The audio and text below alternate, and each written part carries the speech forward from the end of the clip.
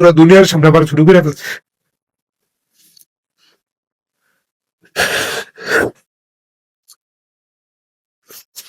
আবার তো সবকিছু নিয়ে নিস, সর্বশান্ত করে দিস। তোর ভালোবাসি, ভালোবাসা যাবে সারা জীবনই। আসসালামু আলাইকুম ভাই, আমার নাম হচ্ছে আবু হাসান। আমি 2019 সালে বিয়ে করি। অবশ্যই সবাই আপনারা দেখছেন আমার এর আগের একটা ভিডিওতে। আমার ওয়াইফ পরকীয়া আসক্ত হয়ে আমার 7 বছরের সোনার সংসারটা ভেঙে দিছে। আমি তার জন্য কি না করেছি। ও যখন যেটা চেয়েছে সবকিছু ওর চাহিদা পূরণ করছে আমি। ওর বাড়ি হচ্ছে নারায়ণগঞ্জ, ওর নাম হচ্ছে খাদিজা, ওর বাবার নাম হচ্ছে কুসুমিয়া, ওর মার নাম হচ্ছে নাজমা বেগম। ওরা 2 ভাই আছে, আর ওর শুধু একাই। ও পরকীয়া আসক্ত হইয়া ও আমাকে দেশে যেতে দিত না। আমি যদি দেশে যেতে চাইতাম, দেশে যেতে দিত না। 2019 সালে বিয়ে করি। বিয়ের পরে সুন্দর স্বাভাবিক 2-3 বছর সুন্দর সংসার হচ্ছে আমাদের। আমি ওর 20 ভরির মতো স্বর্ণ দিই বানাইয়া। পারিবারিক ভাবে বিয়ে হয় আমাদের বিয়েটা। আমি কোনো প্রেম করে বিয়ে করি কিন্তু ওরে অনেক ভালোবাসছি। আজ ওরে অনেক ভালোবাসি। ও আমারে অনেক ঠকাইছে। কারণ ভাই, আমার বাবা 2 বিয়ে করছে। 2 বিয়ে করার কারণে আমার বাবা আলাদা থাকে আমাদের থেকে। আমার মা থাকতো নানির বাড়িতে। আমরা 3টা ভাই, 3 ভাই বাইরে। এখন দেশে আমার মারে আনার জন্য একটা কিছু করতে হবে। তো এখন বাবা যেহেতু থাকে না পাশে, আমার তো অবশ্যই বউর উপর বিশ্বাস রাখতে হয়। তো সেই বিশ্বাসে আমি ওর সব খুলে বলছি যে আমার কেউ নাই, তুমি ছাড়া। দিন প্রতারণা আমার ওঠে না। মানুষ তো তোমাকে বলে তুমি আমাকে ছেড়ে দেবা গা, তুমি এই জিনিসটা করো না কিন্তু।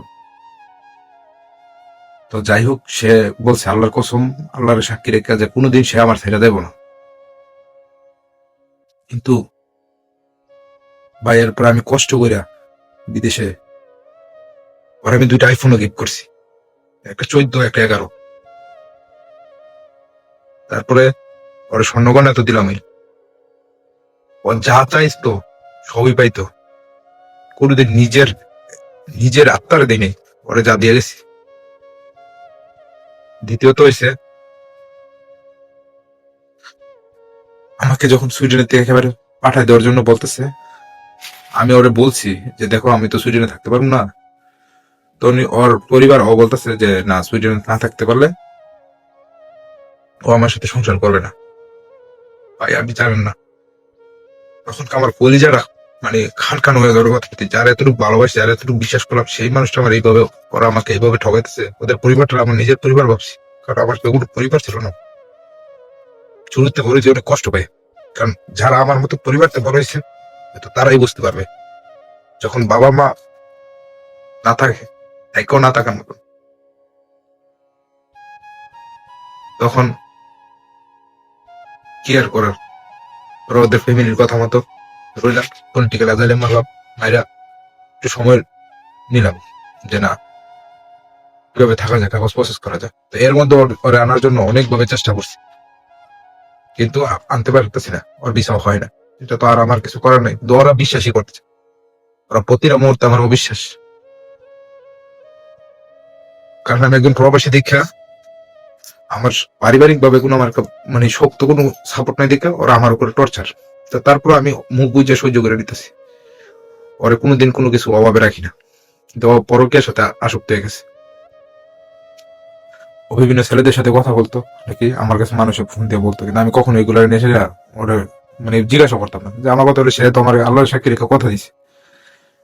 যদি আমার ঠকা আগে চলে, সেটার জবাব সে নিজে দিবে, কারণ আমি না দেখি, আল্লাহ তো দেখতেছে। সেই জন্য আমি আর ওরকম দিন কোনো কিছু বলতাম না। কারণ একটা জিনিস ভাবতাম যে ওর দ্বারা তো আমি একটা পরিবার পেয়েছি, ওর দ্বারা তো আমি একটা ফ্যামিলি পাইছি। এই জন্য ওর আমি কিছুই করতাম না। যা শুধু এতটুকু নর্মালি আমি দেশে যাইতাম ওর কাছে যাওয়ার জন্য, ওরা অনেক ভালোবাসি বিধায় ওর কাছে যাওয়ার জন্য ওর সাথে আমি একটু ঝগড়াঝাটি করতাম, তাছাড়া অন্য কিছুই না। ইটালিয়া ছেড়ে ওরা অনেক বড় ধরনের ইয়া কইরা এবছর ডিসেম্বরে সংখ্যাটা ভাঙ্গা দিছে ভাই। আমি ওদের জন্য এমন কোনো কিছু বাদ নাই যে করি নাই, কিন্তু ওরা কোনো কিছু মনে রাখে নাই। ওর বাবার ঋণ থেকে শুরু করে সবকিছু দিক দিয়ে আমি হেল্প করছি। ওর বাবার নিজের বাবা মতন করে দেখতাম। ওদের কাছে অনেক সাহায্য দিয়েছি এই যে সংসারটার জন্য। দেশে গিয়ে ওনাদের হাতে পায়ে ধরছে অনেকভাবে, কিন্তু ওনারা আমার অসহায়ত্বটা মানে কিভাবে নিচ্ছে আল্লাহ ছাড়া কেউ জানে না। আমি আজও মনে করেন যে মানে ওরা বলতে পারিনি, মানে আমার মাথা পাগলের মতন হয়ে গেল কথাবার্তা। আজও বিভিন্ন ধরনের বদনামটা আমার নামে যে আমি ওরা ফেরত দিতে চাইছি। হয়তো স্বামী স্ত্রীর মধ্যে ভাই দুনিয়ার সবাই যে একটা কথা বলে রাগারাগি দেখা, তার মানে এই না যে আমি সংসারটা ভেঙে নিতে চাইছি। তো খালি ওরা একটি কথা, দেশে গেলে সংসার করতে দিবে, দেশে গেলে সংসার করতে দিবে। ওরা পর্তুগালে এসে 2023 সালে পর্তুগালে এসে খাইয়া না খাইয়া কাগজটা করছি, কার্ড পাইছি। এর ভিতর ওর জন্য আমি এক ভাইয়ের কাছে 9.5 লক্ষ টাকা জমা দিছি। 18 লক্ষ টাকার কন্ট্রাক্ট দিয়ে ভিসা না দিবে। তারপরে জমা দেওয়ার পরে 16 মাস ঘুরছে, উনি আর নিতে পারতেছে না। উনি পাসপোর্ট ও গিয়ে ইন্ডিয়া থেকে জমা দিয়ে আসছে। আমার ইন্ডিয়াতে ওর জামাতে 2-2.5 লাখ টাকার মতন খরচ হয়েছে, গিয়ে জমা দিয়েছে উনি জেলাতে। তখন ভিসা হইতেছে না, ওই ভাইও দিতে পারতেছে না। এখন লাস্টে 5 জন লোক লিয়ে গেছে আমার একসাথে, উনি 5 জন লোক নিয়ে গেছে। লাস্ট কথা হয়েছে যে উনি যদি এত তারিখের ভিতরে ভিসা না দিতে পারে টাকা ফেরত দিয়ে দিবে, এটা নিয়ে এসে। আর আমারও পরবর্তীতে কোনো কথা নেই, ওনার আর কোনো কথা থাকবে সমাধান হয়েছে। কারণ এত মাস ঘুরানোর পরে ওনারা আমি তিনিও তো টাকা দিব বা উনি আমার টাকা দিব, এটা দরকার নেই, এমন একটা সমাধানে গেছে। তো এইগুলো নিয়ে ছিল ওরা ওরা আমি সব বুঝছি। তো লাস্ট যখন উনি পাসপোর্ট আনতে গেছে এজেন্সি অফিসে, ওই এজেন্সি অফিসের থেকে নাকি ওরা বলছে যে আপনার জামাই তো ওনার সাথে খারাপ ব্যবহার করছে, অনেক রাগারাগি করছে, এই জন্য আমরা কিছু হারাই। তো আমি বললাম যে তুমি তো নিজেই শুনছো, ফোন রেখে আমি কথাগুলো বলছি, আমি কি ঝগড়া করছি? ওনার কাছে আমি কান্নাও সহ করছি যে বিচারটা ভাই দিয়ে দেন, কিন্তু উনি দিতে পারতেছে না, উনি নিজেও লজ্জার ভিতরে পড়ছে। তো এজেন্সি কি বলছে, তুমি এজেন্সি থার্ড পার্টি, ওনার ওই লোকের কথা বিশেষ করে হ্যাঁ, ওই লোকের কথা বিশেষ করে আপনি আমার তো নিবেন না, এই জন্যই ইয়া করেন। অথচ ভাই আমি আজকে ফ্যামিলি ভিসার জন্য অ্যাপ্লাই করে রাখা, আমি নিজে আজকে আমার কাগজের অবস্থা খুব ভালোটা বাজায় রাখছি। আমার এগুলো নিয়ে অনেক দৌড়াদৌড়ি করতে হবে ক্যান্সেল করার জন্য, কারণ আমার অলরেডি ফ্যামিলি পারমিশন পেয়ে রাখছিলাম। যারা ইউরোপে আছেন, যারা পর্তুগাল আছে, অবশ্যই তাদেরকে থেকে জিজ্ঞাসা করি। এখন বর্তমানে দিন দিন হার হইতেছে। তো যে মানুষটা ভালোবাসিয়া ওর জন্য এত কষ্ট করলাম, ওর সব সুখের চাহিদা পূরণ করলাম, সে আমার জন্য কি করলো? দেশ আমার দেশে যাওয়ার কারণে সংসারটা ভেঙে দিল, আমার জীবনটা শেষ তছনছ করে দিল। এই কষ্টটাকে কার কাছে বলবো, এই বিচারটা কার কাছে দেবো বলেন? আল্লাহ স্যার, সেই জন্য আল্লাহর কাছে বিচার দিই। আল্লাহ যদি আমার সে ঠগায় থাকে, সে আমার যদি ঠগাই থাকে, আল্লাহ এই বিচারটা তুমি করো, আমার আর কিছু করার নেই। কারণ এই ব্যক্তিটার জন্য আমি দিন রাত অনেক কান্না করছি। দেশিকে হসপিটালে দেখাবো, তারপর রাজি না আমি দেশে দিতে, যে না আমার চিকিৎসা করতে পারতাম না দেশে গেছে।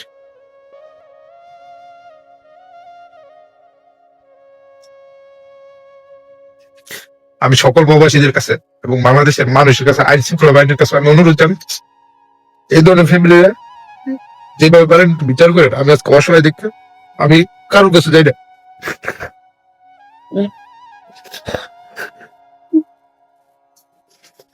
পুরো দুনিয়ার সামনে আবার শুরু করে ফেলছে।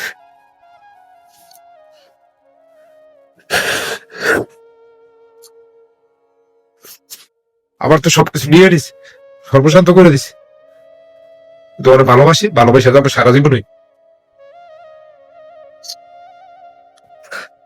3 মাস না যেতে অনেক শুনি বিয়ে করছে, সৌদি আরবের থাকে, বিবাহিত ছেলে, ছেলের বউ আছে, বাচ্চা আছে। আমি ওর এটা কষ্ট করলাম, তুই আমার জীবন নষ্ট করছে, আর একটা মেয়ের জীবন নষ্ট করলে একটা ছেলের আমার মতন।